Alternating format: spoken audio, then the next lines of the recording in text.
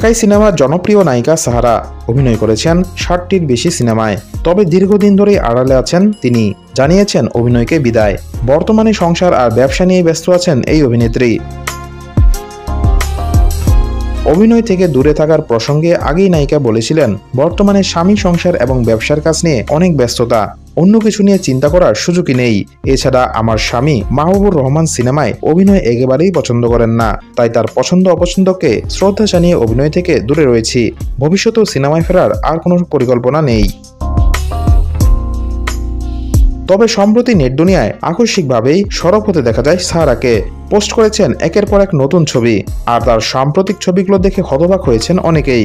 আবেদনময় রূপে ভক্ত দর্শকদের সামনে আসা ছবিগুলো দেখে অনেকেই প্রশ্ন তুলেছেন, ছবিগুলো কি সত্যিই সাহারার? আর ছবিগুলো এখন দাপিয়ে বেড়াচ্ছে ফেসবুক।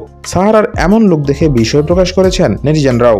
তবে যাচাই করে দেখা গেছে, সাহারার নামে যে ছবিগুলো ছড়ানো হচ্ছে তা মোটেও ওই অভিনেত্রীর নয়।